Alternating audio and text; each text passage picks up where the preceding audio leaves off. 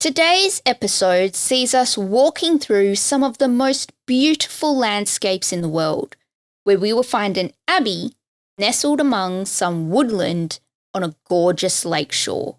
The history of this place is absolutely fascinating. Join me as we take a look at today's destination, Kylemore Abbey.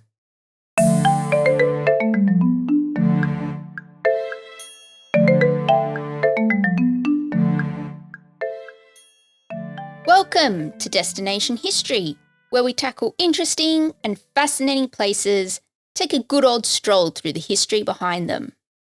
Nestled among a gorgeous landscape, found in an ancient native woodland, you will find the Kylemore Estate.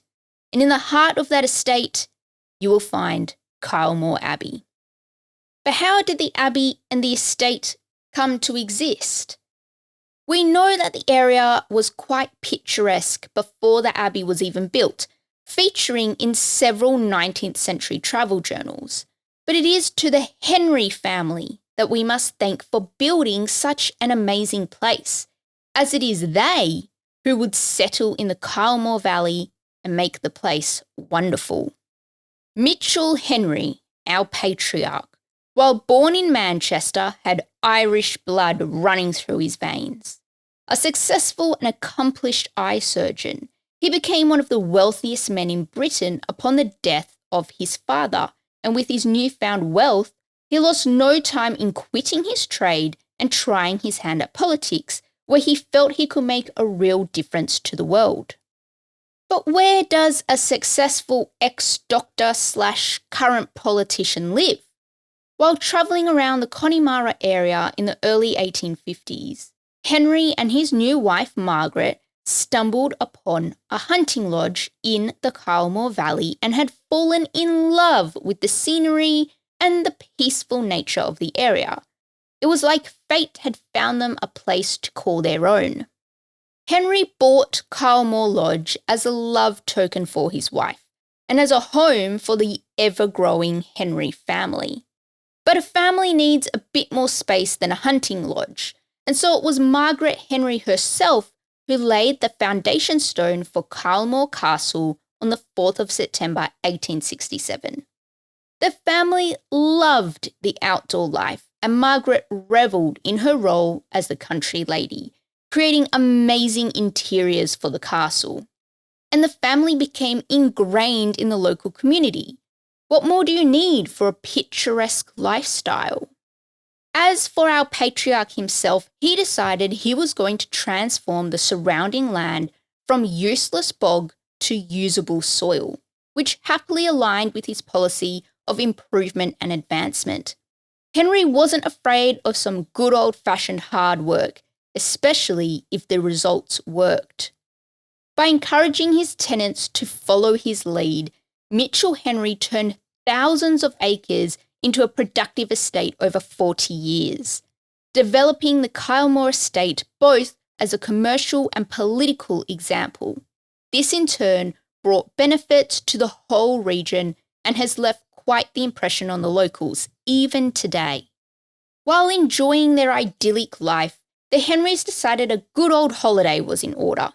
They'd spent almost all their time building the castle and reinvigorating the region. It was time to take some time for themselves and relax. So it was that in 1874, the Henry family departed for Egypt. Unfortunately, it would be a trip they would sooner not have gone on.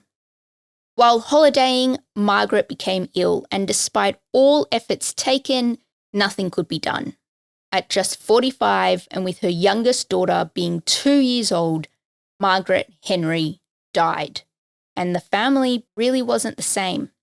Naturally, they returned home heartbroken, with Margaret's body having been embalmed in Cairo before their return so that she could be laid to rest in the place she loved the most. There is a local law that says that Margaret's body lay in a glass coffin in the front hall, where both the family and the tenants could pay their respects. While this might seem a little odd to us now, at that time, and still for many cultures around the world, having the funeral in the home and having a period of viewing the body isn't all that strange. Eventually, Margaret's remains were placed in the red brick mausoleum built in the Kylemore woodlands. 1878 saw work begin on the neo-Gothic church, built as a lasting testament to Margaret, although oddly her remains were never moved to the vaults beneath. Unfortunately, a couple years later, another death would hit the family when Mitchell's daughter Geraldine was killed in a carriage accident. Even though Henry continued living at Kylemore with his older children helping to manage the estate, life just wasn't the same. The Henry family left Kylemore in 1902, with the estate being sold to the 9th Duke of Manchester. After living on the estate for 35 years, the place looked a lot different to when they first arrived. Mitchell Henry died at 84, and despite his successful career as a politician, the loss of his wife and daughter took its toll. He died with just £700 to his name. So it's 1903, and the Duke and Duchess of Manchester have moved into Kylemore Castle. The Manchesters are almost polar opposites to the Henrys. They live a lavish lifestyle. The Duke, William Montagu, is quite a colourful character. Although not that great with money, becoming bankrupt by 23. Thanks to these money woes, everything is largely financed by the Duchess's wealthy American father. And to be honest, the reason for the Duke marrying Helena Zimmerman was because she was an heiress.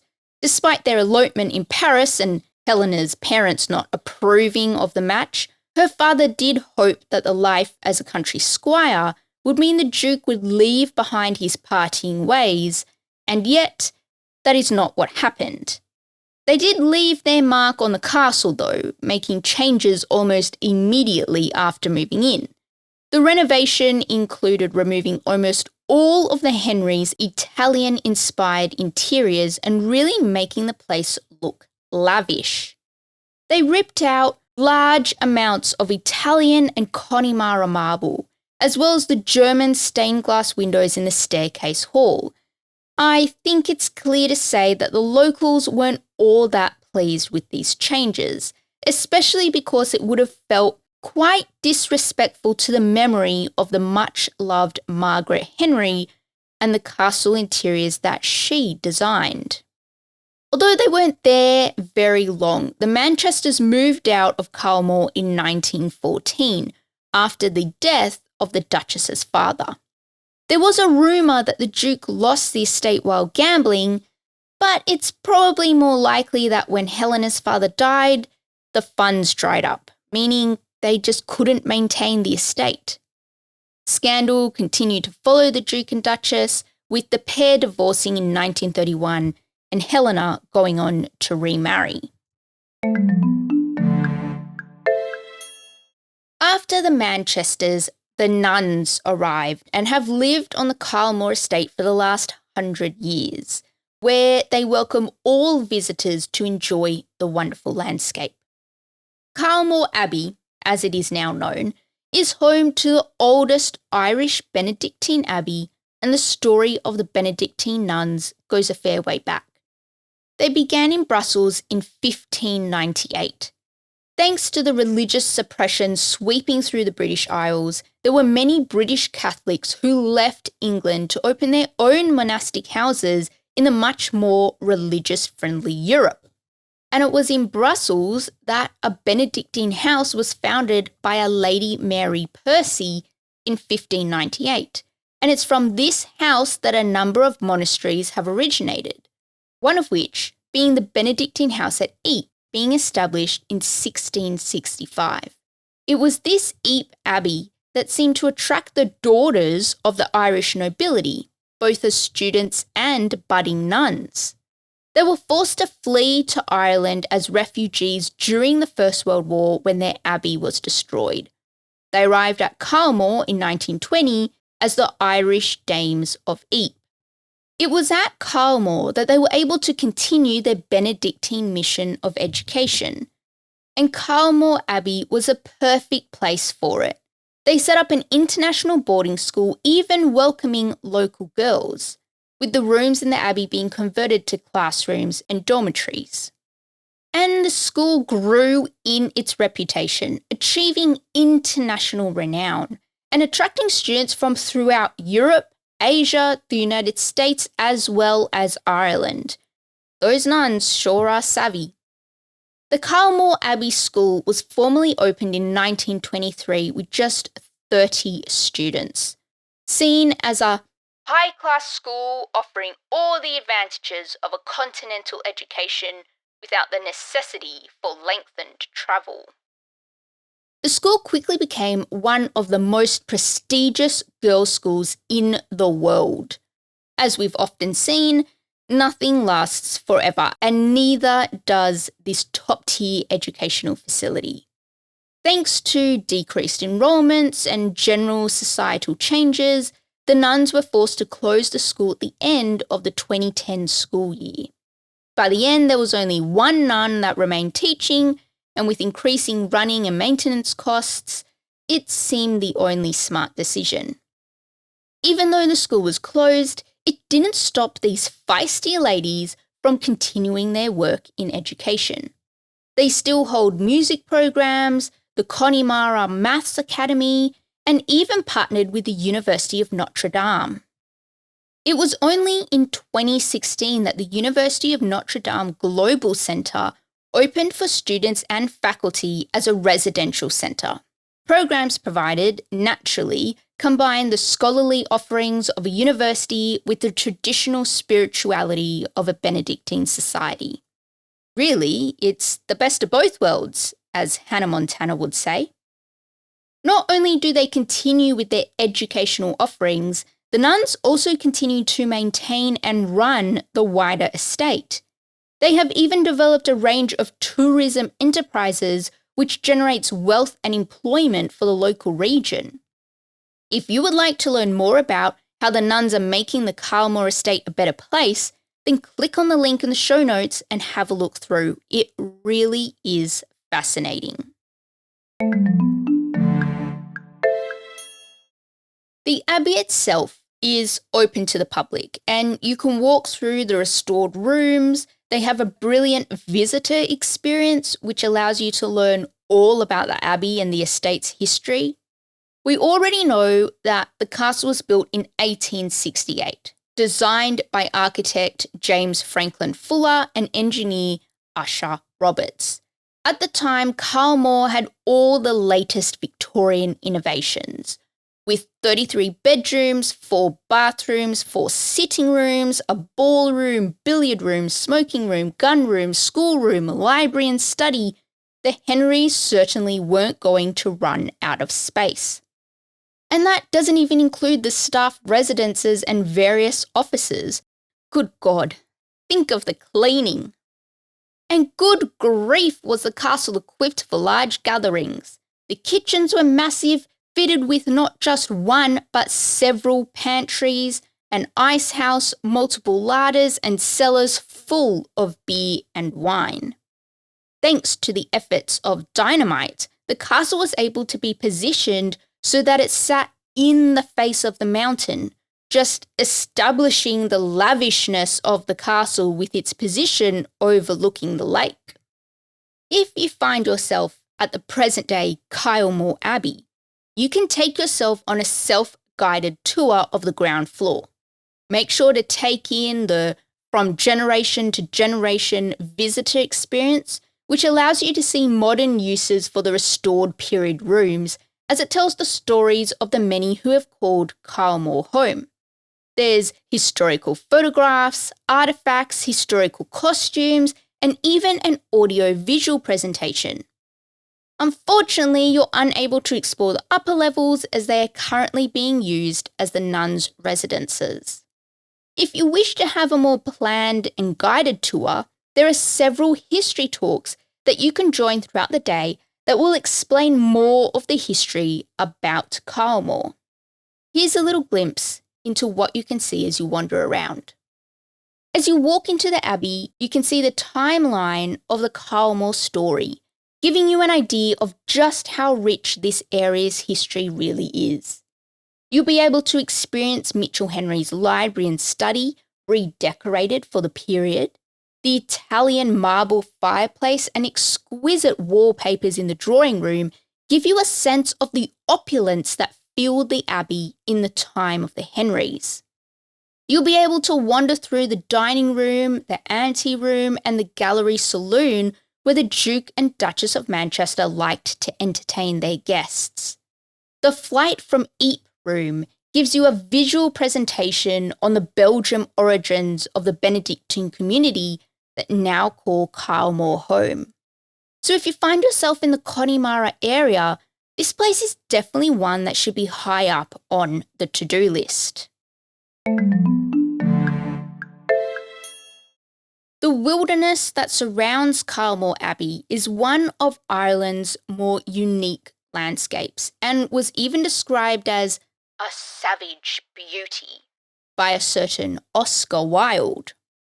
It's this very romantic country that lends itself to numerous tales of folklore and legends. And seeing as the estate contains 13,000 acres of gardens, walks, and woodlands, there is more than enough room for all of the stories. But let's take a moment to wander around the Victorian walled garden. If you get the chance to see the garden today, you will be walking among the restored garden, which currently features flowers, vegetables, and herbs. The original walled garden was developed with the original castle in the late 1800s and was once quite the size, featuring 21 heated glasshouses and 40 gardeners to keep the place in tip-top shape. Here's a remark from a visitor in 1872 when the garden was at its Victorian peak. "The beauty of the flower beds with the rich emerald green of the grass invest the whole area with inexpressible charm." These days, the garden is looked after by head gardener Anya Goldkey, who says that topography dictates how the garden looks. "The two sides of our lawn are not mirror images." On the eastern half of the garden, you will encounter formal garden beds, glasshouses, and the head gardener's house. Taken from archive photos, there's a distinct Victorian feel for the layout of the flowers. While the western half is where the veggies, fruits, and herbs can be found, it's this part of the garden that has kept the Benedictine community largely self-sufficient for almost the whole time they've called Kylemore home. For more info on the incredibly fascinating history of the garden and the extensive restorative work put into getting the garden into the magnificent shape it's in today, check out the self-guiding panels throughout the garden itself. Unfortunately, once a highlight of the estate, once the Henrys vacated, the Victorian walled garden fell into some serious disrepair. I guess the Manchesters didn't have any green thumbs. But when the nuns moved in, they brought the garden back to life, using it as a working garden to supply both the live-in nuns and the students. Here's a quote from an interview that gardener at the time, John Joyce, gave in 1993 about the self-sufficiency of the garden. "We had all types of vegetables, carrots, parsnips, turnips, potatoes. The early potatoes were number one. We used to sow them in March. The cabbage was next, or different types of cabbage." A new head gardener in 1995, Anne Golden, wanted to see about restoring the garden to its former glory, and that would mean treating it almost like an archaeological dig. And so that's what they did. They brought in all sorts of experts to begin revealing the original structure of the garden. As this painstaking work took place, it was decided that the garden would be a heritage garden. This means that only heritage plants or plants originally planted in the garden could be used. So that means they were looking at any plants pre-1901. "The planting is as true as we can make it to what would have been used in the 1880s to 1890s. Now, you have to admit that is pretty impressive. a garden from the past. And what better way to celebrate such an achievement than with a public opening with great fanfare? In October 2000, the garden was open to the public, as was the newly built Garden Tea House. And in 2001, the Garden Restoration Project won the Europa Nostra, a prestigious cultural heritage award. Let's now wander away from the garden and take a moment to admire the woodland and lake. There are many walks to take throughout the 100-acre Kylemore estate. You could visit the neo-Gothic church, which is only a short walk away from the abbey, and stop by the mausoleum where the Henrys are buried side by side. Oddly enough, when Mitchell Henry built the Gothic church, it was an Anglican church. But when the Benedictine nuns arrived, they rededicated it as a Catholic church in 1920. And so today it is used for masses, music recitals, choral performances, and all sorts of other events. So it seems that the whole area around Kylemore Abbey has so much to offer. I definitely recommend bringing your good walking shoes and get there early in the day so you can experience everything Kylemore has to offer to its fullest. Now that we're at the end of today's episode, feel free to check out everything else we have to offer over on the website at destinationhistorypod.com. If there's something you want to hear about, shoot through your suggestion and you might just see it appear on the podcast. Keep your earlobes peeled for the next episode. Catch you then.